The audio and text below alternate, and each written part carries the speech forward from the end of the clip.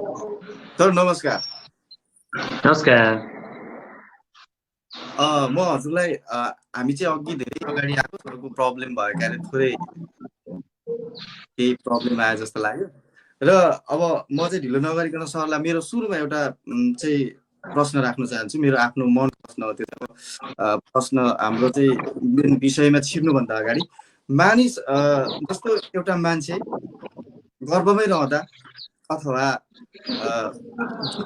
जन्मिए पछाडि मानसिक समस्या लिएर जन्मिन सक्ने सम्भावना कति हुन्छ? त्यो चाहिँ अब कुन मानसिक समस्या भन्ने हुन्छ क्या। अब जस्तै कसैलाई डिप्रेसन छ भने, बुबा या मम्मीमा छ भने त्यो चाहिँ 10 देखि 25% चाहिँ जन्मजातै लिएर आउने सक्ने सम्भावना छ भनिन्छ। अब स्किजोफ्रेनिया छ भने बुबामा छ भने 10%, बुबा या मम्मीमा एकजना छ भने 10%, बुबा या मम्मी दुवैमा छ भने 42% सम्भावना छ भनिन्छ। त्यसकारण केही मानसिक समस्याहरू विशेषतः आफ्नो जेनेटिक फ्याक्टरले जन्मजातै रोग लिएर आएको हुन्छ, त्यो सम्भावना छ भन्ने कुरा आधिकारिक कुरा हो।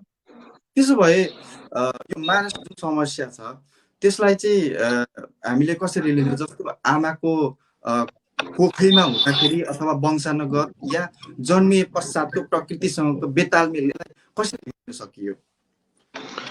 जन्मजात पनि हुन्छ, प्रकृतिले पनि हुन्छ, मस्तिष्कको न्युरोकेमिकलले गर्दा पनि हुन्छ, उसको सोच्ने तरिकाले पनि हुन्छ, उसको व्यवहारिक तरिकाले हुन्छ। भनेको मानसिक समस्या यसै कारणले मात्रै हुन्छ भन्न सकिन्न। मानसिक समस्या हरेक कारणले हुन सक्छ। ती मध्येका केही जेनेटिक फ्याक्टर, केही साइकोलोजिकल फ्याक्टर, केही हर्मोन डिसब्यालेन्सहरू, केही न्युरोकेमिकलको फ्याक्टरहरू, केही उसका कल्चरको आधारमा कुनै समस्या, उसको खाएको ड्रग जन्य पदार्थ, रक्सी जन्य पदार्थ, गाँजा जन्य पदार्थहरूको आधारमा, कुनै उसको अब कुनै पनि घटना परिघटनालाई सहन सक्ने, मिल्न सक्ने, बुझ्न सक्ने क्षमता कम भएको आधारमा, धेरै आधारमा चाहिँ मानसिक समस्या हुन्छ। यो मानसिक समस्यालाई चाहिँ समाधान गर्नको लागि रणनीतिहरू बनाएपछि त्यो मानसिक समस्या नि मजाले समाधान भइहाल्छ नि भन्ने कुराहरू छ। हजुर, मैले यो प्रश्न चाहिँ सुरुमै किन राखेको भन्दाखेरि अब हाम्रो सबै अब निर्देशन गर्ने काम त दिमागको सबै कुरा यसले गर्ने भए पछाडि मैले यसलाई अलिकति सुरुमै जान्न चाहेर मैले सुरुमै यो क्वेसन राखेको। आज हाम्रो विशेषतः मनोपीडा जुन मान्छेहरूले भोगिरहेको आफ्नो पीडाहरूलाई जसरी बाहिर ल्याउन सकिरहेको अवस्था छैन, त्यसलाई हामीले आज यहाँबाट केही तपाईँको एउटा चाहिँ मुखारा पीडालाई पनि एउटा चाहिँ के भन्छ परिचय गर्ने, उहाँहरू आफैले यो पो रहेछ त पीडा, मसँग त पीडा रहेछ नि त भन्ने खालको एउटा चाहिँ उहाँहरू एउटा भावोस् भनेर चाहिँ यो कार्यक्रम विशेषतः हामीले गरिरहेका छौँ। र मनोविश्लेषकज्यू आज यो कुरा भनिदिनुहोस् कि पीडा के हो, अथवा यो पीडा कस्तो प्रकारको हुन्छ, त्यो कुन पीडा हो जसले हामीलाई चाहिँ खतरनाक तरिकाले आक्रमण गर्छ? मैले अडियो राम्रो सुनिनँ, 1 मिनट ल। के भयो? अडियोमा प्रब्लम। 1 मिनट है हजुर। हस् क्यामेरा माइक कहाँ अडियो पुरै अफ भयो। 1 मिनट है।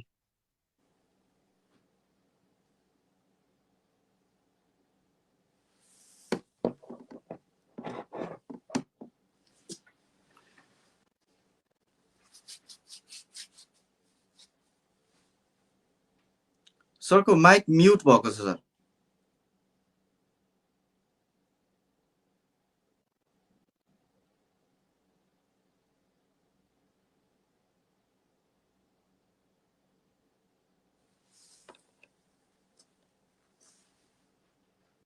ल बोल्नु त हजुर। हजुर, मैले अघि कहाँनिर मेरो आवाज आयो? हजुर, एकदमै आएको छ, अहिले सुनिएको छ। हजुर हजुर। मैले अघि कहाँनिर कुरा गर्दै अब पीडाहरू धेरै प्रकारको हुन्छ। मान्छेले भोगिरहेको पीडाहरू त अब इत्यादि हुन्छ, तर ठुलो सानो पीडा सबैले भोगिरहेको हुन्छ। तर पनि त्यो कुन पीडा होला जुन पीडा मान्छेलाई चाहिँ खतरनाक तरिकाले आक्रमण गर्छ होइन? अब त्यसले चाहिँ मान्छेलाई चाहिँ निकै नै उठेको मान्छेलाई पनि बसाउने ट्वाक्कै त्यो लागिसके पछाडि चाहिँ मान्छेलाई निकै समस्या ल्याउने त्यस्तो पीडा चाहिँ कुन पीडा हो एक्चुअली? सबैजनालाई यस्तो बताइदिनु। यस्तो हुन्छ, पीडा तपाईँको, मेरो, उहाँको, लाइभ हेर्ने साथीहरूको, बुबाको, मम्मीको, दुनियाँको हजुर पीडा उस्तै हुन्छ, हजुर दर्द उस्तै हुन्छ, व्यवहार उस्तै हुन्छ, त्यसमा घटना परिघटना उस्तै हुन्छन्।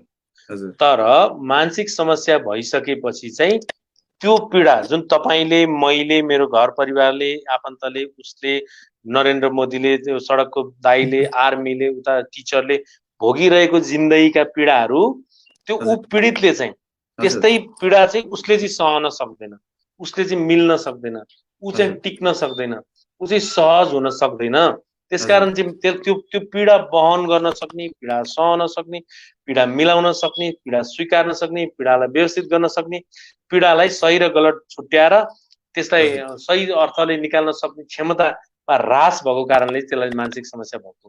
छुट्टै नयाँ पीडा केही पनि आउँदैन।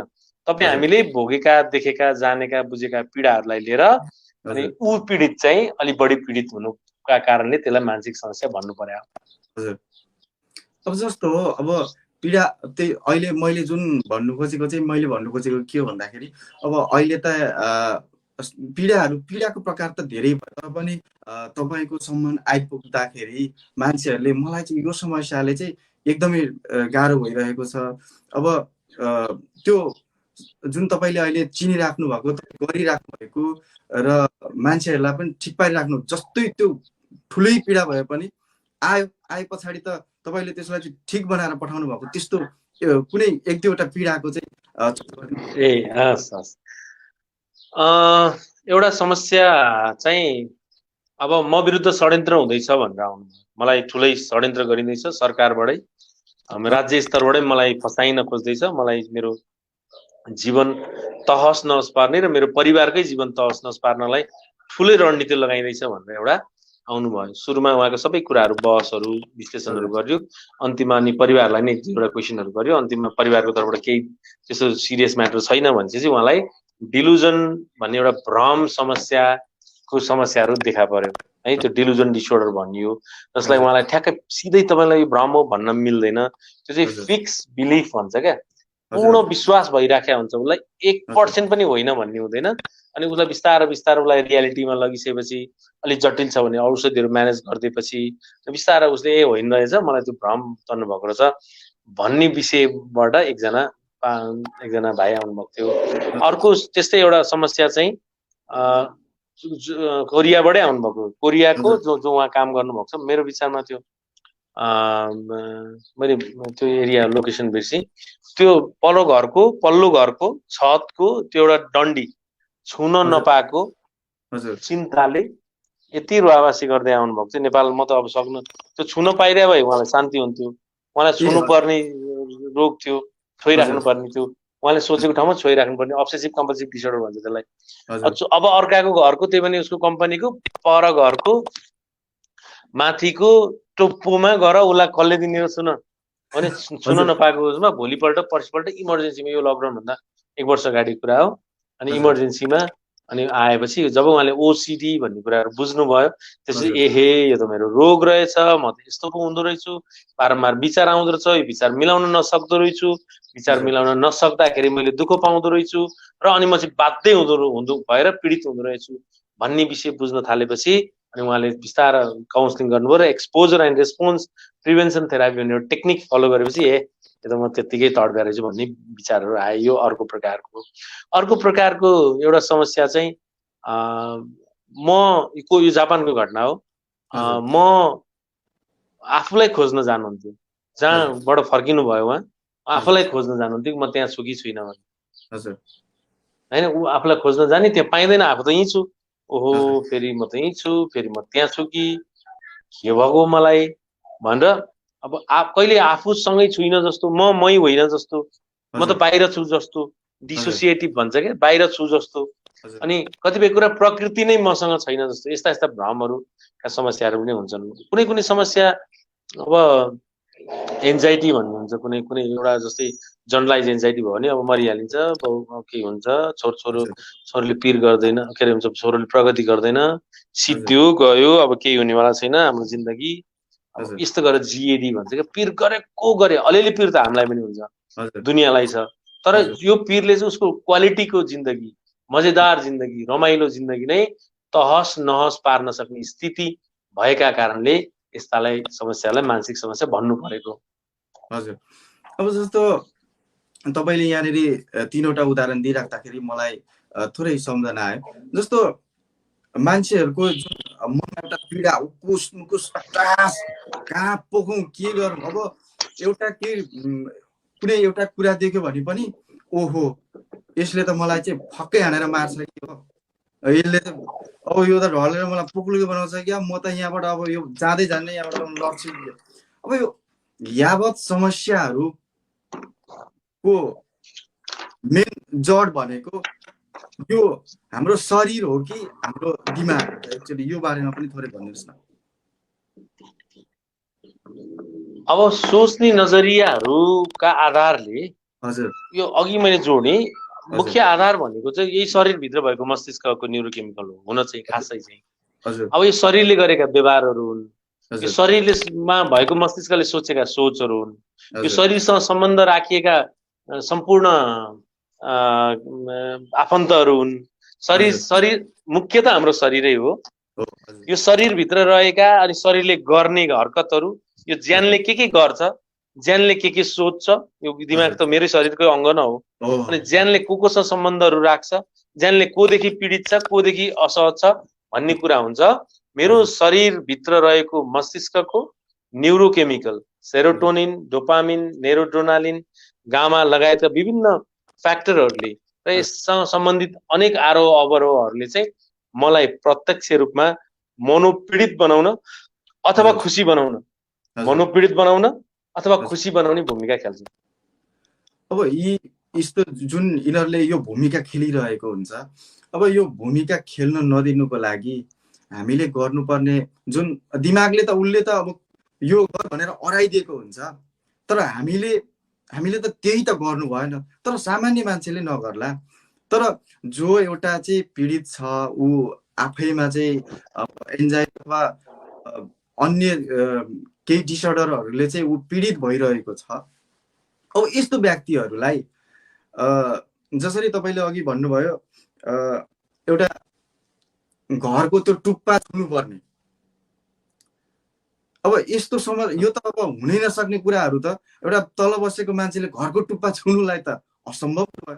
अब यी यावत कुराहरू हुँदै गर्दाखेरि हामीले यो त एउटा उदाहरण हो। अब पीडित त्यही किसिमको अन्य पीडा भएको मान्छेहरूले आफूले आफ्नै त अब परामर्श त अन्तिममा त लिनै पर्यो, तर त्योभन्दा अगाडि हामीले आफैले गर्नु सक्ने त्यस्तो केही कार्यहरू पनि हुन सक्छन् नि सक्छन्। सबभन्दा पहिलो कार्य भनेको जागरण, अवेरनेस धेरै तरिकाबाट प्राप्त गर्न सकिन्छ। तपाईले जुन अहिले जुन कार्य गर्दै हुनुहुन्छ यो पनि अवेरनेसको मुख्य पार्ट हो। मिडिया, सोशल सञ्जालहरू, बुकहरू, यस्ता साइटहरू, यस्तो प्रकारका कसैले सिकाएका प्रक्रियाहरू, कुनै हस्पिटल स्वास्थ्य चौकी, उपस्वास्थ्य चौकीले प्रयोग गरिने अवेरनेस प्रोग्रामहरू भनेको जागरण नै मानसिक समस्या समाधानको पहिलो खुड्किलो। जागरण बिना मानसिक समस्या मजाले समाधान गर्न सक्दैन। एक नम्बरमा जागरण, अवेरनेस भन्छ। 2 नम्बरमा त्यसपछि अलिकति सपोर्ट भएन भने पारिवारिक सहयोग, पारिवारिक सपोर्ट। 3 नम्बरमा मनोपरामर्श। 3 नम्बरमा जागरण, पारिवारिक सहयोग, त्यसले नि सपोर्ट गर्यो भने मनोपरामर्श, त्यसले पनि अलिकति सहज हुन पाएन भने 4 नम्बरमा औषधि सेवन है।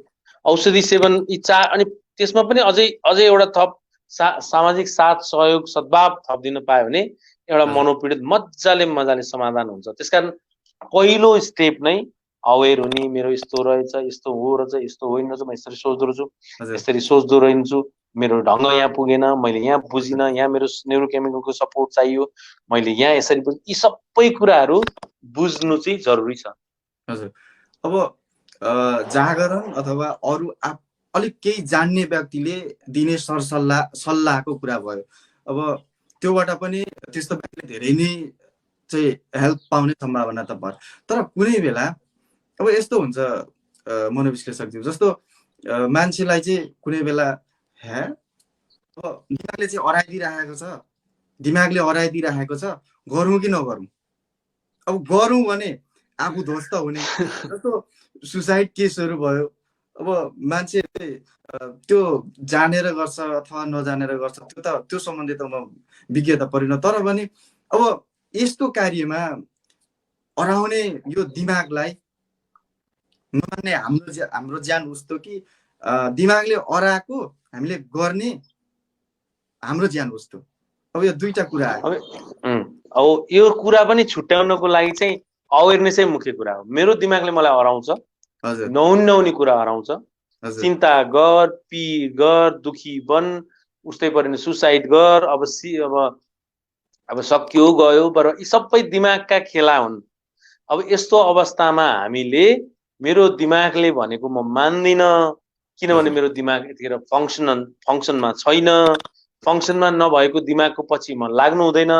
यतिखेर मेरो दिमागले जे पनि सोच्छ, जे पनि बुझ्छ, जे पनि ठान्छ, जे पनि मान्छ, यो चाहिँ मैले मेरो दिमागलाई सही स्थानमा ल्याउने अघिका प्रोसेसहरू, साइको एनालाइसिसहरू, अब CBT फ्याक्टरहरू, यिनै अवेरनेस प्रोग्रामहरू सहित उस्तै परेको खण्डमा मैले सक्दै सकिनँ भने पनि औषधि सेवनहरू पनि मिसाएर मैले यो पीडाहरू व्यवस्थित गर्नुपर्छ।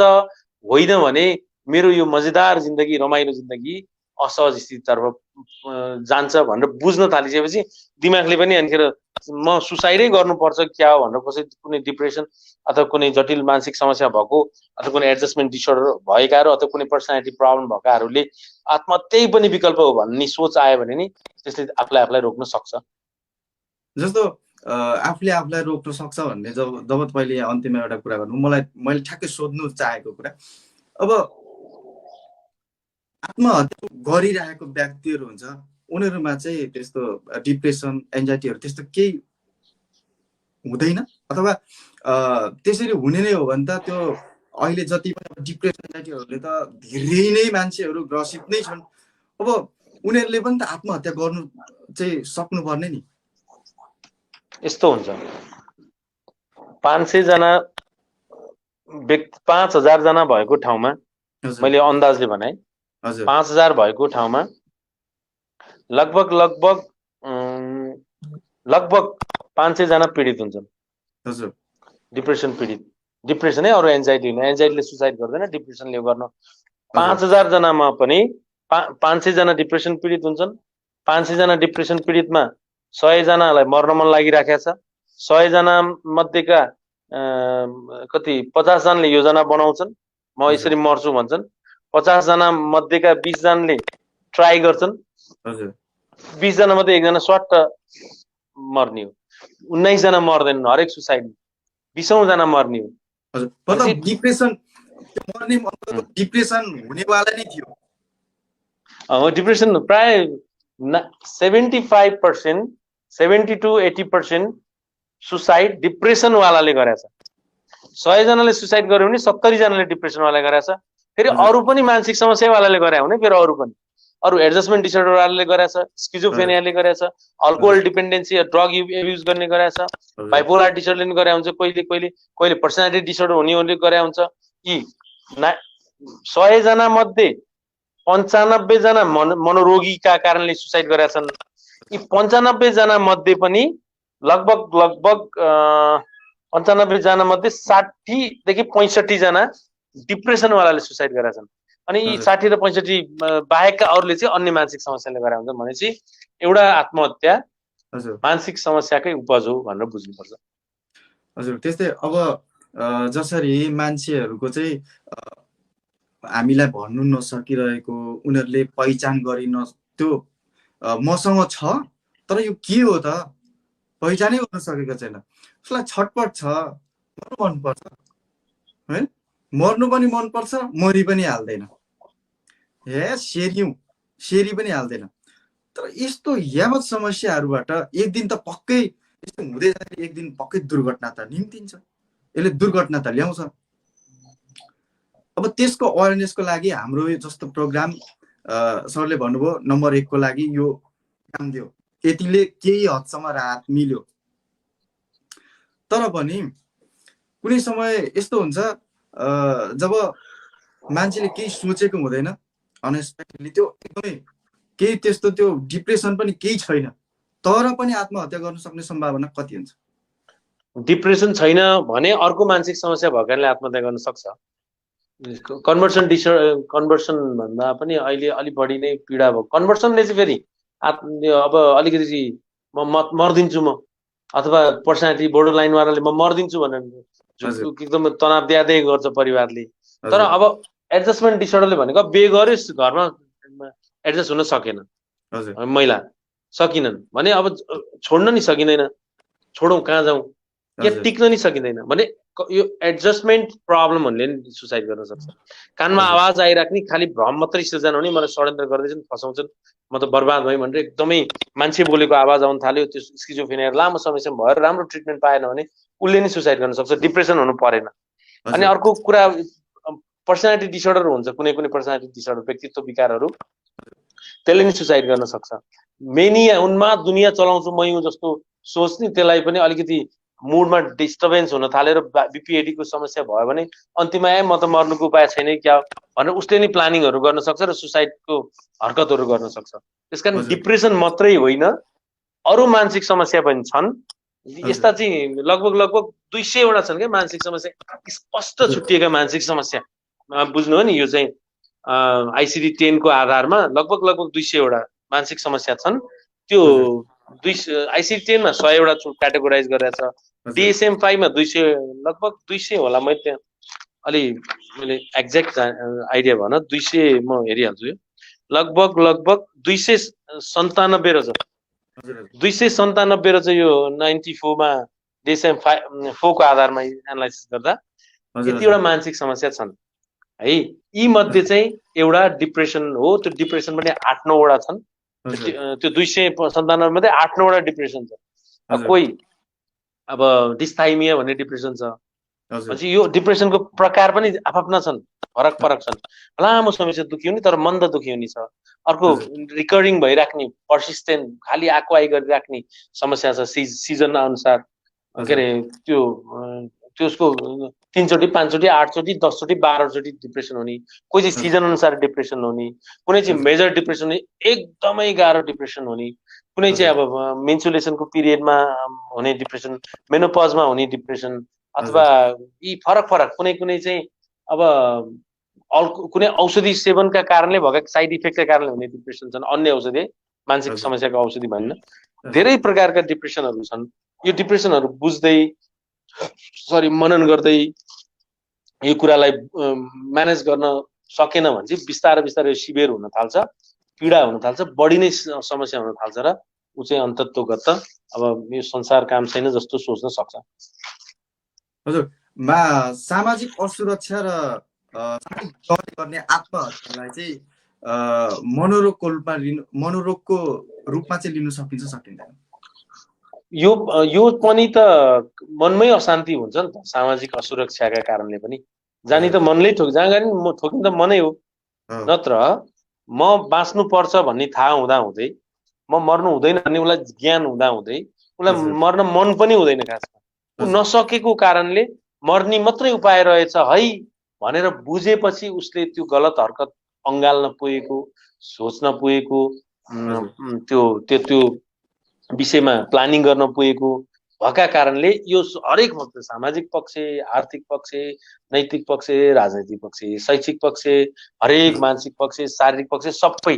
अब कुनै एउटा मानौ सुसाइड गर्नको पछाडि अरू केही मानसिक समस्या छैन, उसलाई एउटा शरीरमा एउटा जटिल रोग लागेको छ र त्यो लगभग उसको विचारमा अब निको हुँदैन जस्तो लाग्छ भने त्यसले पनि सुसाइड गर्न सक्ने सम्भावना। त्यसकारण म बारम्बार के जोड दिन्छु भने जोखिम कोसमा छ त्यो याद गर्नुपर्छ परिवारले। को जोखिममा छ, सुसाइडको पनि त जोखिम हुन्छ नि।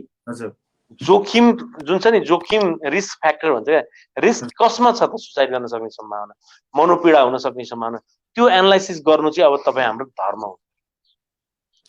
हजुर, अब जस्तो हामीले आज एउटा मानिसभित्र धेरै किसिमको पीडाहरू हुँदो रहेछ, धेरै किसिमको दुःखहरू हुँदो रहेछ, त्यसलाई थोरै गर्दै हामीले चाहिँ पहिचान गर्ने काम गरिरहेका छौँ र जस्तो अब मान्छेहरूलाई चाहिँ कुनै समय अब यति धेरै काम गरेको हुन्छ, यति धेरै काम गरेको हुन्छ, तर पनि रातभरि निद्रा नलाग्ने क्या। निद्रा भनेको अब रात गइसक्यो निद्रा लाग्दैन, अब त सुत्छु भन्यो भरे लाग्दैन। अब यसले उसलाई त असर पुर्याइरहेको, पनि अर्को साथीलाई पनि असर पुर्याइरहेको हुन्छ। त्यसो भए यो चाहिँ के को कारणले हुन्छ, यसलाई पनि त हामीले चिन्नु पर्यो, नजिकबाट चिन्नु पर्यो नि। अब अनिन्द्राको कारणले त आत्महत्या हुन्छ। अब यो भन्दा डर लाग्ला कतिलाई। हजुर, अनिन्द्रा भई धेरै समयसम्म अनिन्द्रा भयो भने त्यसले सुसाइड गर्ने सम्भावना बढी छ। त्यसकारण के बुझ्नु पर्यो, 4 दिनसम्म फिटिक्कै निन्द्रा लागेन भने त्यसले त्यही दिन चौथै दिन औषधि चलाउनु पर्छ र उसलाई त्यो निन्द्रा चाहिन्छ अनिवार्य, नत्र उसमा डिलुजनहरू हेलुसिनेसनहरू आउन थाल्छ। 4 दिनसम्म फिट औषधि लिइसके पछाडि त फेरि पनि अब उसले त कन्टिन्यू पछि अब लाइफ टाइम औषधि युज गर्नुपर्ने हुन्छ नि त। हुँदैन, लाइफ टाइम औषधि युज गर्नुपर्ने हुँदैन। मानसिक समस्याको औषधि सीमित डोजको हुन्छ र सीमित समयको हुन्छ र लाइफ टाइम औषधि युज गर्नुपर्ने समस्याहरू भनेको ती 297 वटा रोग मध्ये 5 वटा या 6 वटा रोगले मात्रै लाइफ टाइम युज गर्नुपर्छ औषधि। याद गर्नु है, त्यो पनि साइकाट्रिस्टले हेरेर मनन गरेर बुझेर यसलाई अलिक घटाइदिउँ कि क्या हो, अलि मिलाउन सक्छ कि क्या हो, काउन्सलरको काउन्सिलिङले सपोर्ट गर्छ कि क्या हो भनेर अन्दाज गरेर अनेक रणनीति ल्याएर साइकाट्रिस्टले औषधि मिलाउनु। औषधि लाइफ टाइम खानु पर्दैन, यो 1 नम्बरको सत्य हो।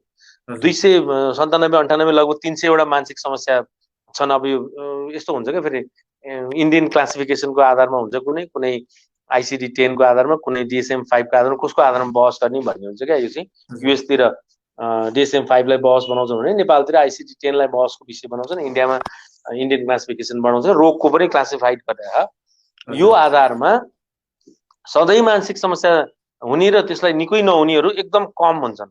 धेरै मानसिक समस्याहरू मजाले निको हुन्छन्, एकदमै धेरै मानसिक समस्याहरू चाहिँ बरु छिटो र मजाले निको भन्ने हुन्छ।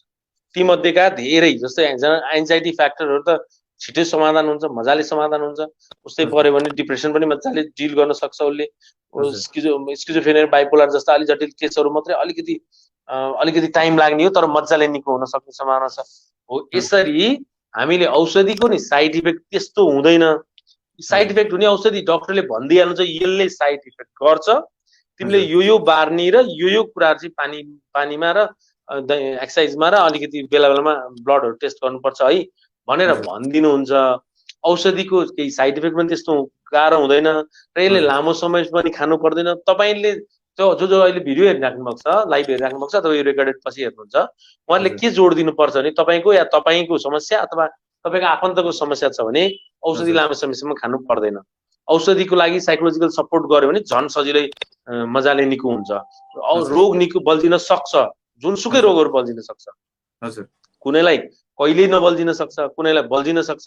यो कुरा स्वीकार्दै सहर्ष औषधि चलाउने र काउन्सिलिङमा सपोर्ट गर्न थाल्यो भने यो कुराहरू म्यानेज गर्न सकिन्छ। हामी अहिले यो सुझावको लागि चाहिँ हामी अहिले योमा पनि अहिले पछाडि जोडिनेछौँ। अहिले मेन कुरा चाहिँ अब हामी अझै 1-2 वटा कुराहरू चाहिँ अगाडि केही कुराहरू चाहिँ जोडिदिउँ। जस्तो एउटा मान्छे जब उसले चाहिँ मनमा खराब किसिमको भावनाहरू ल्याउन थाल्छ, जब उसले मनमा खराब किसिमको भावनाहरू ल्याउन थाल्छ, तब त्यसलाई चाहिँ उसले आफूले ल अब म गर्छु, यसलाई गरेर देखाउँछु, मतलब एउटा अब दिमागमा चाहिँ उसलाई चाहिँ के भएको छ भन्दा मलाई अब सास रोकिए जस्तो भयो। यस्तो मेरो आफन्तहरूमा पनि धेरैजनाको भइरहेको छ। मैले यो क्वेसन हालेको जस्तो मलाई चाहिँ अब सास रोक्यो, ओहो मलाई त गाह्रो भयो, त्यत्तिकै ठाउँमै त्यही गाह्रो भइहाल्यो।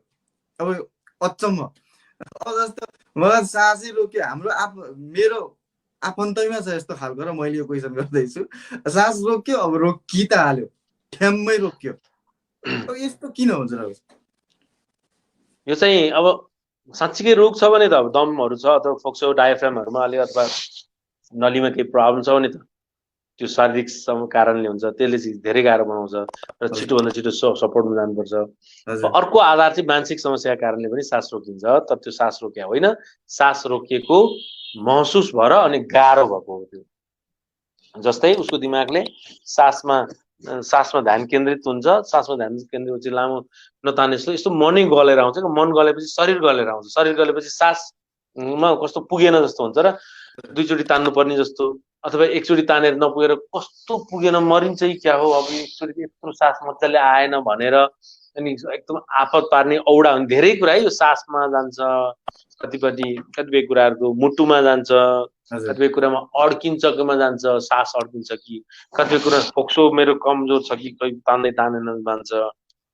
एउटा डक्टर हुनुहुन्थ्यो जुन यो अक्सिजनहरू लगाएको जुन वार्डमा अथवा उसमा त जाँदै जानुहुन्न थियो, उहाँको नि सासमै अड्किन्छ कि समस्या, त्यो देख्ने बित्तिकै उहाँको सासै अड्किने, एकैचोटि फ्याट्टै सास अड्किने, धेरै समस्या छन् सास अड्किन्छ कि भनेर, पुरा सास लिन्न कि भनेर। एकजना त दुईटाले नपुगेर 3 चोटि लिनुपर्ने, लिएपछि अनि ठिक हुने, अनि उहाँको 3 चोटि लिनुपर्ने, जतिखेर 3 चोटि लिएर बस्दा त आफ्नो जिन्दगी त मजा आएन नि, दैनिक त बिजोग भयो नि उसको भन्ने। यो चाहिँ पेनिक हुनेवाला बेलामा र जिएडी को हकमा पनि सास अड्केको जस्तो महसुस भएर पीडित हुने सम्भावना हुन्छ।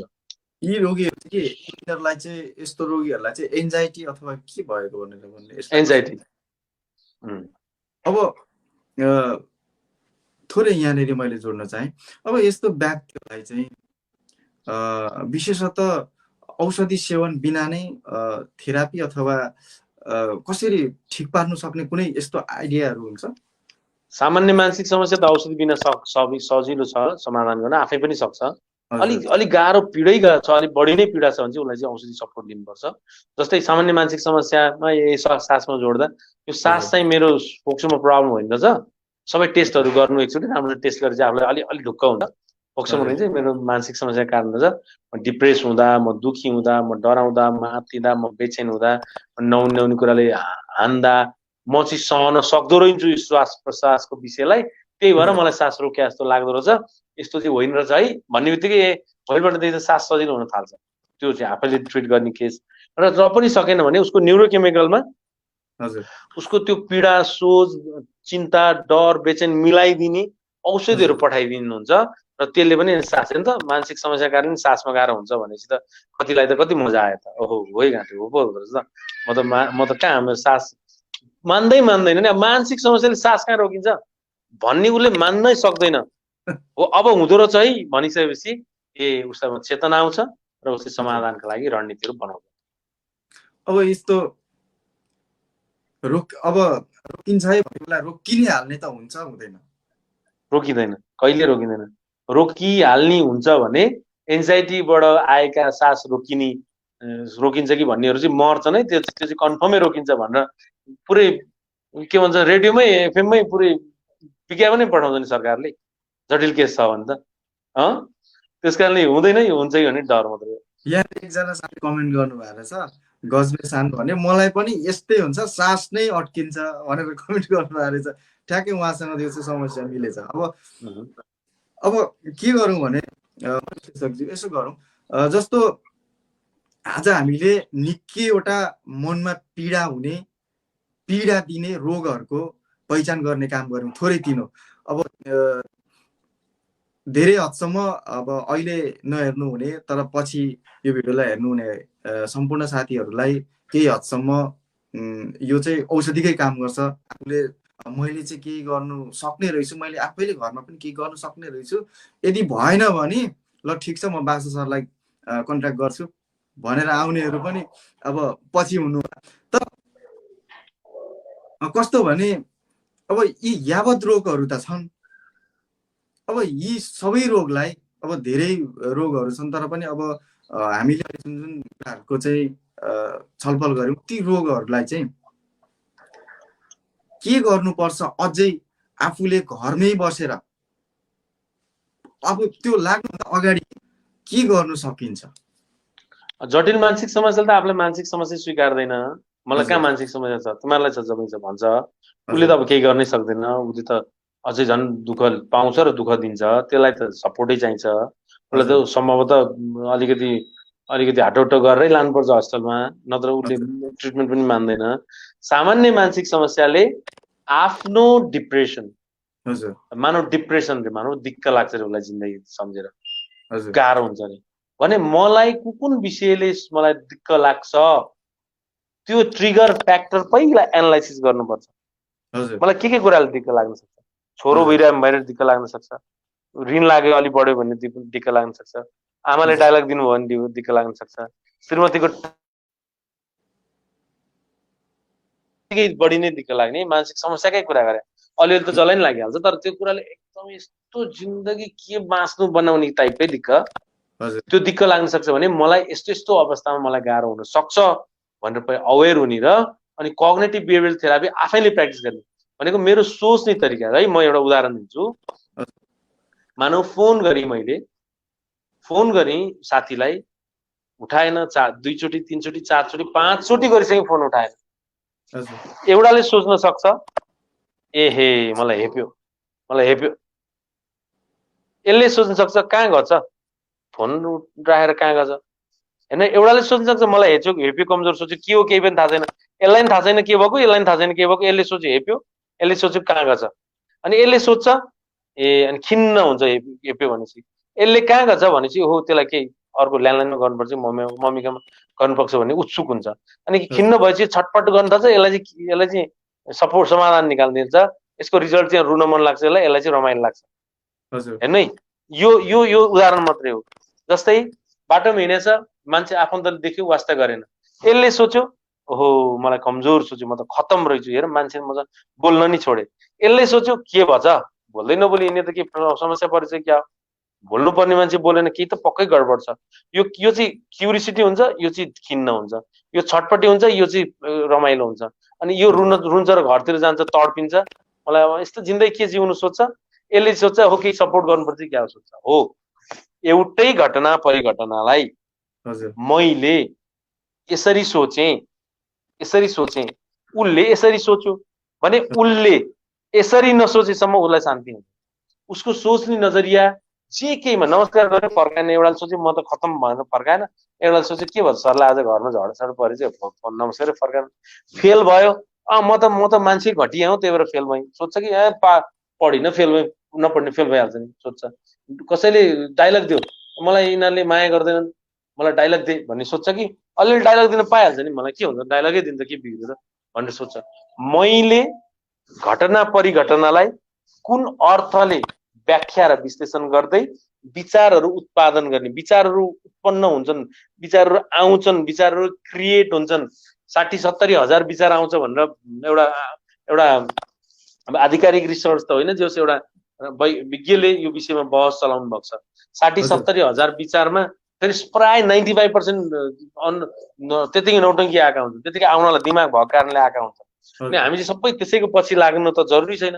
मलाई घटना परिघटना गलत हुँदा मेरो मनमा विचार नराम्रो आउन पाउँछ, तर यसलाई व्याख्या र विश्लेषण सही अर्थले गर्नु चाहिँ मेरो विवेक हो भनेर बुझ्नु चाहिँ उसले पर्छ। त्यो भयो भने त मानसिक समस्या हुने सम्भावना कम हुन्छ। यही जुन त्यो डिसिजन दिनु सक्ने अवस्था हुँदैन नि त। अब सबै कुन अवस्थामा हुन्छ, कुन मोडमा हुन्छ, मैले चाहिँ ल यसलाई चाहिँ सही डिसिजन दिएर चाहिँ ल म यो चाहिँ पर जा, यो चाहिँ गलत हो, यो चाहिँ नआइज, अब यो भन्नु सक्ने म हो कि दिमाग हो? मेरो दिमाग हो। कस्तो भने दिमाग विचार छान्न सकिन्छ, छान्न सकिहालिन्छ नि। यो दुनियाँमा विचार छान्न सकिन्छ, विचार चुज गर्न, विचारलाई मिलाउन, तान्न, रोक्न, ठेल्न, लिन, पर्खाउन, हटाउन, भगाउन अथवा सहन, धैर्य गराउन, विचारलाई धैर्य गर्नु, त्यो विचारलाई घुमाउन सकिन्छ। घुमाउन नसक्ने हो भने त यत्रो दुनियाँ चाहिँ किन घुमाइरहेछन् त? थोरैले मात्रै नसक्या त? यत्रो दुनियाँले सकिरहेछन्, थोरैले पो सके होइन त? त्यो थोरै नसक्ने मध्येका अनि अलि थोरै चाहिँ मनोपीडित भए। पहिला त कुरा हुन्छ बेस्ट मजाका मान्छे, अनि रमाइला मान्छे, ठिकै मान्छे, अलिक कमजोर मान्छे, भने यो सोचका हिसाबले, मानसिक समस्याको हिसाबले, अनि एकदमै बुझ्दै नबुझ्ने लट्ठु टाइपका, अनि एकदमै इडिएटै टाइपका, हेर्नु है, यस्तै प्रकारले क्याटेगोराइज गरे हुन्छ। त्यस कारण चाहिँ बुद्धि निर्धारण गरे हुन्छ क्या। बुद्धि भन्ने एउटा महत्त्वपूर्ण कुरा हो, जसलाई बुद्धिमत्ता भन्छ। हजुर बौद्धिकताका आधारले नि मानसिक समस्या बढ्ने सम्भावना बढी हुन्छ। बुद्धि पनि नाप्न सकिन्छ, हजुर बुद्धि नाप्न सकिन्छ, बुद्धिमत्ता भनेको बौद्धिकता नाप्न सकिन्छ है। हजुर एकदमै एकदम बुद्धिमानदेखि कमजोर, जस्तै मैले के जोड्न खोजेको भने बुद्धि नाप्नको पछाडि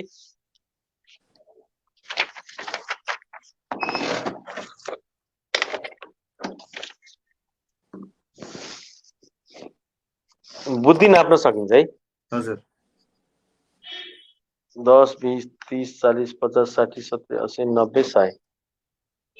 अब 100 भनेको एकदम बुद्धिमानी, 0 भनेको इडियट। इडियट भनेको यो लट्ठु क्या। अब त्यो कस्तो भने अब यो त यसको त के बुद्धि छ र, यसले त आफू कहिले हातपात पनि गर्छ, जे पनि गर्छ। यो एकदम बुद्धिमानी छ, यो नाप्न सकिन्छ। शरीरको उमेर, शरीर ज्यान बराबरको बुद्धि हुँदैन, याद गर्नु है। शरीर बराबरको के हुँदैन? बुद्धि हुँदैन। बुद्धि हुँदैन। कसैको शरीर 38 वर्षको छ, त्यसको बुद्धि 10 वर्षको बच्चाको जस्तो नि नहुन सक्छ। हेर्नु है, कसैको शरीर 38 वर्षको छ, त्यसको बुद्धि 10 वर्षको जति नहुन नि सक्छ। कसैको बुद्धि 16 वर्षको छ, त्यसको बौद्धिक उमेर 16 वर्षको छ, त्यसको बुद्धि 60 वर्षको विवेकी पनि हुन सक्छ। त्यसकारण बुद्धिमत्ता भन्छ, बुद्धिमत्ता नाप्नको पछाडि उसको उमेर र शरीरको के अरे उसको उमेर र उसको बौद्धिकताको हिसाब किताब आकलन गर्नुपर्छ। त्यसकारण ऊ कस्तो बुद्धिमत्ताको छ त्यो आधारमा उसलाई मनोपीडा हुन सक्ने सम्भावना पनि छ भनेर भनिन्छ। अब जति पनि हामीले कुरा गरिरहेको मनोपीडाहरू छन्, ती पीडाहरूले मान्छेहरूको समस्याग्रस्त हुन्छन्, तब तिनीहरूको लागि उपचार, सानो एउटा घरमै बसेर गर्न सक्ने उपचार, जस्तो अवेरनेसलाई छोडिदिउँ, हामीले जुन गरिरहेको अवेरनेस फाल्टै किसिमको भयो, तर पनि त्योभन्दा फरक उसले आफूले फिजिकल्ली अथवा मेन्टल्ली उसले के गर्न सक्छ त्यसको लागि चाहिँ? अब दुईटा कुरा अनिवार्य छ। हजुर, एउटा औषधि सेवन, एउटा साइकोलोजिकल सपोर्ट। हजुर, औषधि सेवन र साइकोलोजिकल सपोर्ट जरुरी छ र यी अघि भनिएका मध्येबाट पनि समाधान निक्लिन भने हजुर इलेक्ट्रोकन्भल्सन थेरापी भन्छ क्या। यो चाहिँ मस्तिष्कमा केही सपोर्ट जुन विद्युतीय तरङ्गहरू केही पठाइदिएर, त्यो मुभीमा जस्तो दिएको झटटट होइन है, त्यो हुँदैन, त्यो गराएको नि मिलेन, त्यस्तो हुँदैन। एकदमै तन्तुहरू व्यवस्थित गर्नको लागि त्यो सीमित इलेक्ट्रिकल त्यो जुन वेभहरू पठाइदिएर, इलेक्ट्रिकल ट्रिगरहरू पठाइदिएर, इलेक्ट्रिकल स्टिमुलसहरू पठाइदिएर त्यसलाई चाहिँ सपोर्ट गरिदिने एउटा थेरापी हुन्छ। त्यो औषधि सेवन र साइकोलोजिकल सपोर्ट चाहिँ एउटा तीनटा फ्याक्टर चाहिँ विश्व स्वास्थ्य सङ्गठनले ल्याएको छ। त्यसमध्ये सामान्य मानसिक समस्यालाई साइकोथेरापी मात्रै, अलि मध्यम मानसिक समस्यालाई साइकोथेरापी र औषधि, र जटिल मानसिक समस्यालाई विद्युतीय तरङ्ग र औषधि सेवन भनेर भनिन्छ। यो चाहिँ सपोर्टमा लिन सकिन्छ। विद्युतीय तरङ्ग भन्नुको मतलब के हो? यो चाहिँ कस्तो खालको उपचार हुन्छ? यो चाहिँ मस्तिष्कमा साइकाट्रिस्टहरूले चाहिँ अब सीमित सिस्टमहरू जडान गरिदिएर अनि यहाँबाट करेन्टहरू, सीमित डोजको करेन्ट है, फेरि त्यो हाई भोल्टको होइन, डोजको करेन्टहरू पठाइदिएपछि यहाँका तन्तुहरू व्यवस्थित गरिदिन, जुन मरेका, जुन ड्यामेज भएका जुन न्युरोनहरूलाई एक्टिभ गराउनको लागि चाहिँ त्यो प्रोसेस राम्रो र एकदमै गुणस्तरीय र एकदम विश्व प्रसिद्ध प्रोसेस छ। त्यो प्रोसेसहरू चाहिँ गर्नुहुन्छ, त्यो राम्रो टेक्निक। मैले भन्नु खोजेको, अब तपाईँले चाहिँ यहाँ अहिले भनिराख्दाखेरि चाहिँ यो वैज्ञानिक तवरले अथवा अब तपाईँहरूको आफ्नो अब तपाईँहरूले गर्ने वे फरक किसिमको त्यो तरिकाले भन्नुभयो। मैले चाहिँ खास बुझ्नु चाहेको चाहिँ के हो भन्दाखेरि, अब एकजना त्यो केही थाहा नभएको मान्छे ऊ त घरमा छ नि त, उसलाई त घरमा अब समस्या आयो, सास बढे जस्तो होइन, बढ्यो सिद्धो, अब उसलाई त ऊ त जानु सक्ने जस्तो तपाईँहरूको जस्तो अब क्लिनिकमै अथवा त्यहाँ पुग्नु सक्ने अवस्था छैन। त्यतिखेर सेल्फ आफूले, अब यहाँ त अहिले हजुरले भनिराख्दाखेरि चाहिँ मेडिसिन नै लिनुपर्ने अवस्थाहरू आइसक्यो, तर त्योभन्दा हामीले केही छिन रोकथामको लागि उसलाई त पीडा मुखुस टाँस त अब त्यहाँ विस्फोट हुन्छ, फुट्छ त्यहाँ, तर त्यसलाई केही हदसम्म त न्यूनीकरण गर्नु पर्यो नि त। त्यो चाहिँ कसरी गर्न सकिन्छ भन्नु खोजेको मैले सर। अब त्यसको लागि त अब कुन समस्या भन्ने हुन्छ, जस्तै कन्भर्सन डिसअर्डर आयो अरे, मानव हिस्टेरिया भन्छ त्यसलाई। कन्भर्सन डिसअर्डर भयो भने उसको अब पुरै गाह्रो हुन्छ, आँखा माथि जान थाल्छ, यहाँ खक्रक्क पार्न थाल्छ, यहाँ पारो गएर खक्रक्क परिरहेको हुन्छ। त्यसलाई चाहिँ अब बेहोस हुन्छ ऊ लगभग, तर त्यो बेहोस मान्छे भएको अगाडि मात्रै हुन्छ ऊ। त्यसलाई चाहिँ बिस्तारै आरामले सुताइदिने अनि एकदम सजिलो पोजमा सुताइदिएपछि एकछिनपछि आफू उठ्छ। त्यो प्राथमिक उपचार हो यो। फेरि कन्भर्सन के अरे यो कन्भर्सन डिसअर्डर भन्छ। मास हिस्टेरिया भन्छ, बच्चाहरू ग्रुपमै ढल्ने हुन्छ, त्यसलाई पनि सजिलो तरिकाले जहाँ जहाँ ढलेका छन् त्यसलाई सजिलो बनाइदिएपछि एकछिनपछि उठ्ने केस हुन्छ। एन्जाइटी, जनरलाइज एन्जाइटी छ भने ए अब म मेरो समस्या, मेरो पिरले डाँडो काटिसकेछ, अब यो पिर बढी जरुरी छैन, म जे छ जिन्दगीमा स्वीकार्छु, जे घटना परिघटना गर्छ मलाई स्वीकार्छु भन्नु हो प्राथमिक उपचार भनेको। अब पेनिक छ, एकदमै घबराहट छ भने अब म अहिले अब हार्ट एट्याक भयो कि भनेर सोध्छ भने अब 4-5 मिनट भइसक्यो हार्ट एट्याक भएन चाहिँ यो होइन रहेछ, हार्ट एट्याक भन्नु होइन रहेछ, यो मलाई पेनिक भन्दो रहेछ। तर पनि उसले त्यो कुरालाई चाहिँ सिरियस लिएको छ। हरेक कुरा सिरियस लिएर नै बिग्रियो नि त मानसिक समस्या। अनि के छ र, अरू त केही पनि छैन नि। मानसिक समस्या भनेको बढी सिरियस भएर, बढी त्यसलाई लिएर, बढी बुझेर, बढी क्या अब यस्तो हुन्छ नि त, जिन्दगी त बिस्तारै बिस्तारै हुन्छ नि त, बुझाइ पनि थोरै हुन्छ, त्यसपछि अलि बढी रोगकै हिसाबले पनि। ल अब ऊ त के सोध्छ, यहाँ अलिकति चिलाउनु पाएको छैन क्यान्सर सोचिदिन्छ, यसो चिलाएको छ यहाँ, यसो यहाँ अलिकति दाग छ क्या मेरो बच्चामा भएको दाग, अब यतिकै दागलाई अब क्यान्सर भयो, अब सिद्धियो भनेर उसले सोचिदिन्छ है। बिस्तारा जानुपर्ने केसमा ऊ एकैचोटि जस्तै एकैचोटि ठुलो भ्याइदिन्छ उसले। त्यति भ्याउनुलाई मानसिक समस्या भने त्यही त हो नि। मानसिक समस्या भने के हो र, मानसिक समस्या भने उसको सोच्ने र व्यवहार गर्ने फ्याक्टर मिलेन, त्यसैलाई मानसिक समस्या भन्छ। अरू त केही भन्दैन। मानसिक समस्या अरू केही जीवाणुले आक्रमण गरे होइन, केही भए होइन, उसको सोच र उसले गर्ने हरकतहरू मिलेन, अलि मिलेन, उल्टो भयो, बढी भयो, अथवा कुनै कम भयो, जो हुनु पर्थ्यो त्यो भएन, जे हुनु पर्दैन थियो त्यो भयो भन्नेलाई मानसिक समस्या भएको मानिन्छ। त्यसकारण मानसिक समस्याको विषयमा सचेतना नै मानसिक समस्याको प्रमुख आधार हो भनेर बुझ्दै मानसिक सचेतनाका प्रोग्रामहरू जाने। अनि अब पेनिक हुन थाल्यो भने लाइजल नाटकै भएछ यार, कति आँतिरहला, हिजो नै आँति, अस्ति नै आँति, केही भएन, त्यतिकै डराइरहेछ भन्न थालेपछि स्वाट छोड्छ, आमा नहो न, बर्बाद भयो, नहो न भन्न थालेपछि झन् बढ्छ, झन् पीडा गर्छ। डिप्रेसनको हकमा अब औषधि चलाउनु पर्ने त जानै पर्यो औषधि चलाउनलाई, अन्त नत्र अब मलाई कस्तो, म त केही गर्न सक्दिनँ आयो भने चाहिँ सक्नु त कसैले सक्दैनन् नि। अनि र पनि त त्यहाँ अनेक उपाय गर्न सकिन्छ नि। अझ मैले चुज गरेको दिमागमा ल्याएको मेरो इच्छा मात्रै त हाबी हुने होइन नि। मैले जे सोच्छु त्यही मात्रै हुन्छ त, हुँदैन नि। म अर्को गर्छु नि, म अर्को तरिकाले अगाडि बढ्छु। मलाई माया गर्दैनन्, माया नगरे के भयो त? सबैले माया गर्छन् त, कसले कसलाई गर्छ सबैले माया? सबैले त माया गर्दैनन्, उसले नि गर्दिन कि बिचारा, उसले गर्ने नै त्यस्तै माया हो त, मैले त्यसैलाई त माया मान्नु पर्यो नि त भने मान्ने क्या। त्यस्तो मान्ने, त्यसरी बुझ्ने, त्यसरी ज्ञानी हुने चाहिँ प्राथमिक एनालाइसिस हुन्, बहसहरू हुन्। अब हामीसँग कमेन्टहरू पनि निकै आइरहेको छ। अब हामी केही कमेन्टहरू ल्याउँछौँ। हुन्छ। यहाँनिर चाहिँ अस्मी छेत्री भन्नेले लेख्नु भएको रहेछ, बासु सर हजुरसँग पनि कुरा गर्नु छ, कसरी कन्ट्याक्ट गर्न सकिन्छ बताइदिनुहोस् न भन्नुभएको रहेछ। अहिले हामी अन्तिममा फोन नम्बरहरू सेयर गर्छौँ, त्यसपछि त्यहीँ फोन गर्नु न। हजुर। अनि खुरुङबिल भन्ने चाहिँ के हो? हाम्रो गुरुङबिल उहाँ चाहिँ कोरियामै हुनुहुन्छ। उहाँले चाहिँ निस्सासिने, अब निकै लामो कमेन्ट लेख्नु भएको रहेछ। जे होस् हामी यो बारेमा कुरा गरेर सकेको रहेछौँ। निस्सासिने, आत्तिने, अनि शून्यता, अनि कानमा पनि टिन टिन टिन बज्छ अरे, बोल्नु खोज्यो एकदमै अकमक्किने, अनि नाक मुख जिब्रो चाहिँ च्याप च्याप हुने, नर्भस हुने, समग्रमा भनौँ नर्भस हुने। अब उहाँलाई यस्तो समस्या रहेछ, के तपाईँको सुझाव? अब यो त नर्भस हुने भनेको चाहिँ अलिक सोसियल फ्याक्टर हो, निसासिने भने चाहिँ पेनिक फ्याक्टर हो। निसासिने भने चाहिँ के सफोकेसन भयो जस्तो क्या, कस्तो सक्दिनँ कि उकुस मुकुस भयो जस्तो, कतिखेर यहाँबाट भागौँ जस्तो, र अलिक खुल्ला ठाउँमा गएर सास राम्रोसँग लिउँ जस्तो हुन्छ। जबकि त्यो अर्को ती श्वास लिइरहेछ, उसलाई चाहिँ त्यहाँ सास लिन गाह्रो भइरहन्छ। ऊ तपाईँ ती सास लिइराख्नु भएको छ, म यहीँ सास लिइरहेको छु, अर्को पेनिकवालालाई यहीँ सास लिन गाह्रो भइरहन्छ। उसले गर्दा झ्यालस्याल लागेको छ कि डामडुम छ कि भनेर खोल्नतिर पनि जान्छ। भनेको मतलब यी सबै सोचका फ्याक्टरहरू हुन्।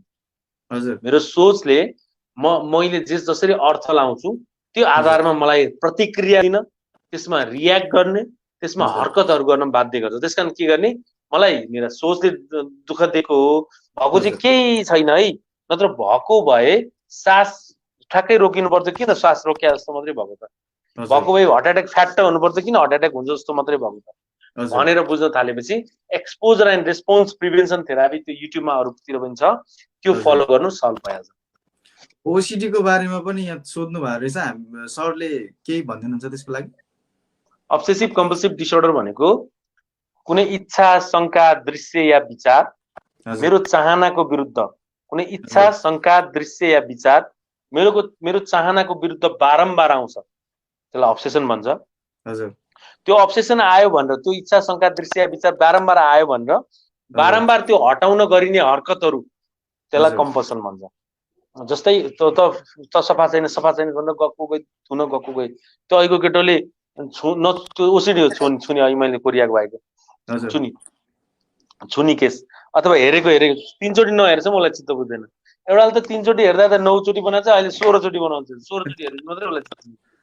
अन्त 16 चोटि कतिखेर हेर्ने हो र, अनि कति गाह्रो, जतिखेर उसलाई कतिखेर मन लाग्ला हेर्न भनेर, कतिखेर मन लाग्छ नि उसलाई हेर्नलाई, अनि जतिखेरै 16 चोटि हेरेर। एउटा दाई हुन्थ्यो मेरो भिडियोमा नि, उहाँलाई इन्टरभ्यू दिनुभएको थियो, नआएसम्म गीतै नछोड्ने, आएपछि सट्टा छोडेर हिँड्ने, होइन? त्यो आफ्ना ओसिडीहरू हुन्छन् है, यो अब्सेसिभ कम्पल्सिभ डिसअर्डर हुन्छन्। अनि मन्दिर गयो, थाङ्ना पुरा विचार आउँछ, अनि फेरि ढोकाढोकी गर्नुपर्ने, अनि जतिखेर चाहिँ राम्रो विचार आयो अनि मात्रै ढोकेर बाहिर निक्ल्नु, नत्र एकदम नहुने विचार आउँछ क्या मन्दिर गएको बेला। मम्मीको अगाडि ननसेन्स वर्डहरू बोल्ने विचार आउँछ, मन्दिरमा थुक्ने विचार आउँछ, थुक ओ भगवान थुक भने यार मनले, अब के गर्ने, यस्ता अब्सेसिभ केसहरू बढी हुन्छ है। अब कसैलाई काट्छु कि मार्छु कि भनेर डराएको डरे, बच्चालाई फ्यालिदिन्छु कि छालबाट आफ्नो बच्चालाई थिच्छु कि घाँटी थिच्छु कि भनेर डराएको डराए, उसले त घाँटी थिच भन्छ, अनि घाँटी थिचै भनिसक्यो मेरो मनले, अब त भनेर बच्चालाई मावालाई पठाइदिने, त्यस्तो केसहरू हुन्छन् है। यसलाई ओसिडी भन्छ, अब्सेसिभ कम्पल्सिभ डिसअर्डर। हजुर, अर्को एउटा slip on palm and soul not QL also happen when I'm emotional suffer भनेर एकजना चाहिँ कमल गौतमले भन्नुभएको रहेछ, त्यसको बारेमा पनि थोरै। ठीक छ, फेरि एकचोटि दोहोऱ्याउनु त कहाँनिरको? Kamal Gautam, slip on palm and soul QL also happen when I emotionally suffer भनेर चाहिँ। अब इमोसनली सफरिङ भइसकेपछि इमोसन रेगुलेसन स्किल सिक्नुपर्छ। हजुर, भावना नियन्त्रण कला। उहाँको मतलब एन्सियस हुँदा हजुर एन्जाइटी र स्विटेस भनेर चाहिँ त्यो सोध्नु भएको रहेछ उहाँकै। हाम्रो एन्जाइटीका कारणले टुप्पीदेखि हजुर चिडचिडाहट हुने, पसिना आउने, बेचैन हुने, घबराहट हुने, ढुकढुक हुने, तपाईले आँखा हेर्न नसक्ने, धमिलो दृश्य, सास फेर्न नसक्ने, मुख च्याप्प हुने, कान नसुन्ने, गाला एकदम ततो हुने, ढुकढुक यो गर्ने, हेर्नु है टुप्पीदेखि, टुप्पी पुन यहाँदेखि यो कता कता के छ न, हात काम्ने पुरै छाती, अब यो गुप्ताङ्ग, पिँडुला, त्यो थाई, तलको पैताला सबै भ्याउँछ एन्जाइटीले। यो एन्जाइटी अचम्मको यस्तो रोग हो जसले टुप्पीदेखि पैतालाका नङसम्म दुखाइदिन्छ। त्यसकारण यसले जे केही हुन सक्छ भनेर कमल भाइले बुझ्नु पर्यो। ठिक छ, हामी कमेन्ट त्यति नै आएको रहेछ, त्यति नै ल्याउँ। र अब जस्तो मनोविश्लेषकज्यू, अब हामीले आज लगभग 1 घन्टै कुरा गरिसकेछ। अब त्यो धेरै धेरै विषयहरू मैले यहाँनिर समेट्ने कोसिस गरेँ। तपाईँले पनि धेरै हदसम्म चाहिँ अब उत्कृष्ट सल्लाह सुझाव यहाँ हेर्ने जतिलाई चाहिँ मलाई लाग्छ धेरै नै राहत मिल्नेछ, यो मैले विश्वास गरेको छु। र पनि अब यी सबै कुराहरू त हामीले गरेको त खास गरी मन पीडा त हो नि, मनको पीडा नै त हो, यसले नै गर्दाखेरि त मान्छेको बर्बाद हुने हो। अब यसलाई हामीले समेट्यौँ, जति समेट्नु त्यो समेट्यौँ। अब यसलाई आजको इन्टरभ्यूलाई अलिक छोट्यौँ। अन्त्यमा चाहिँ यी सबै समस्याहरूले चाहिँ ग्रसित व्यक्तिहरूलाई तपाईँको व्यक्तिगत सानो सल्लाह। ओके, मेरो सोच र मेरो व्यवहार, मेरो मन हो। यो सोच र व्यवहारमा तालमेल नआएपछि मनोपीडा हुन्छ। मनोपीडाको बढोत्तरी रूप मनोरोग हो। याद गर्नु है, मेरो अलिक चरम पीडा नै मनोरोग हो भनेर बुझ्नु। तपाईँ जति अहिले तपाईँको सोच, भावना, इमोसन, फिलिङ्स, सिम्पटमहरू, एङ्गरहरू, रिस, कुण्ठा, निन्द्रा, अनिन्द्रा सबै मिलाइराख्नु भएको छ नि, तपाईको अलि बढी नै गाह्रो रूप चाहिँ मनोरोग हो। मेरो छ नि, मेरो अहिले जिन्दगीको अलि बढी नै गाह्रो रूप मनोरोग हो। यो ठुलो कुरो होइन। भोलि तपाईलाई नै हुन्छ, मलाई नै हुन सक्छ, अर्कोलाई नै हुन सक्छ, जो कोहीलाई हुन सक्छ। यसलाई पहिला सिरियसली रोगको हिसाबले नलिने। के लिने? मलाई रोग ठिक छ, मलाई स्वीकार्य छ, मलाई रोग लाग्यो। रोग लागेपछि समाधान केन्द्रिततिर जाने। अब रोग लाग्यो, सक्यो, तहस नहस भयो भन्ने होइन। समाधान झन् जसले चाहन्छ त्यसको सबभन्दा छिटो समाधान हुन्छ। यो मानसिक समस्या त यस्तो पो छ त। अरू रोग चाहिँ चाहेर नचाहेर ठिक हुने नहुने हुँदैन। औषधिले काम गर्छ गर्दैन, औषधिले काम गर्छ ठिक हुन्छ। यो चाहिँ उसले चाहनाले ठिक हुन्छ। उसको चाहना, फेरि चाहना भनेको मलाई चाहना मात्रै छ, मलाई प्रधानमन्त्री चाहना छ त म खै प्रधानमन्त्री भनेर हुँदैन। फेरि चाहना पनि रणनीति सहितको, साइकोलोजिकल सपोर्ट सहितको, उस्तै पर्यो भने औषधिको सहितको र जागरण सहितको चाहना भयो भने जुनसुकै मानसिक समस्या मजाले समाधान हुन्छ। जटिल मानसिक समस्याले त जब चाहना त उसले आलाई एक्सेप्ट गर्ने बित्तिकै सल्भ हुन्छ। जटिल मानसिक समस्याहरू एक्सेप्ट पो गर्दैन त, उसलाई एक्सेप्ट गर्न पो सक्दैन त। जटिल क्या एकदमै स्किजोफ्रेनियाहरू, बाइपोलरहरू, अलि जटिल साइकोसिसहरू, जटिल केसहरू स्वीकार नै सक्दैन।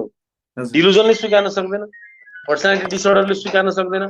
हो, जटिल केसहरू स्वीकार्ने बित्तिकै सजिलो हुने, सामान्य मानसिक समस्या अवेर हुने बित्तिकै समाधान हुन्छ। त्यसकारण एकदमै गाह्रो भयो, असहज भयो भने छिटोभन्दा छिटो स्वास्थ्य चौकी जानु। त्यहाँ कोही भेट्नु भएन भने पनि एमबिबिएस डक्टर भयो नि भेट्नु, नर्स भयो नि भेट्नु, एएनएम भयो नि भेट्नु, यता एचए भयो नि भेट्नु, अयब भयो नि भेट्नु। उहाँसँग धेरै ज्ञान हुन्छ। साइकेट्रिस्ट भेट्नु भने त धेरै राम्रो, काउन्सलर भेट्नु भने अति राम्रो। भएन भने 9851177320 मा फोन गर्नुहोस् मलाई, म सकेको सहयोग गर्ने ट्राई गर्नेछु भन्न चाहन्छु। कमल गौतमले चाहिँ अहिले पनि कल गरिराख्नु भएको छ। लगभग उहाँलाई मलाई लाग्छ केही समस्याहरू हुनसक्छ। कमल गौतमजी, तपाईँलाई चाहिँ कुनै समस्याहरू भए बासु सरलाई चाहिँ डाइरेक्ट फोन कलमा गर्नु पनि सक्नुहुन्छ। सरले नम्बर पनि बाँडिसक्नु भएको छ र सरको पेजको प्रोफाइलमा गएर खोलेर हेर्नुभयो भने सरको सबै डिटेल छ। उहाँको नामै बासु आचार्य, पेजमा पनि त्यही छ। कृपया उहाँ गएर चाहिँ आफ्नो समस्याहरू बताउनु हुन पनि म आग्रह गरेँ। र अन्तिममा अब तपाईँको यति बिजी हुँदाहुँदै पनि अमूल्य समय दिनुभयो। आज अब अझै धेरै कुरा गर्ने पनि मन थियो। अब निकै समय पनि निकै गएकोले हजुरलाई यो अमूल्य समय दिनुभएकोमा एकदमै धेरै धन्यवाद छ सर। र आजको यो छलफलले तपाईँले जुन यो प्रोग्रामहरूले मान्छेलाई, विशेषतः बाहिर रहनुभएका, नेपालमै रहनुभएका नेपाली भाषीहरूलाई एकदमै सहयोग गर्छ। यस्तै प्रोग्रामहरू प्राय सबैले अब सुरु गर्नुपर्छ। नत्र 2030 पछि मानसिक समस्या 3 जना गरेर एकजना, अहिले 4 जना गरेर एकजनालाई छ, 3 जना गरेर एकजना हुनेवाला छ। तपाईँ हाम्रै साथ सहयोग र अवेरनेसले चाहिँ यो समस्याको समाधानको लागि सपोर्ट दिउँ, घटाउँ, बुझाउँ र यो प्रोग्रामले थप अझै उजागर पाओस् भन्ने मेरो चाहना छ। धेरै धेरै धन्यवाद। धेरै धेरै धन्यवाद सर। हस्, धन्यवाद।